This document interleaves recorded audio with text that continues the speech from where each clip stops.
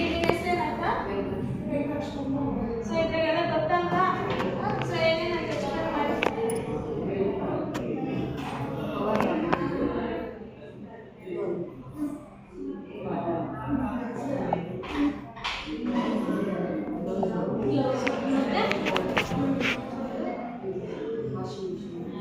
Liquid ಅವೆತ್ತಿಗೆ use ಮಾಡ್ತೀವಿ. ಇನ್ನು ಸ್ವಲ್ಪ ಮುಂದೆ ನಡೀರಿ.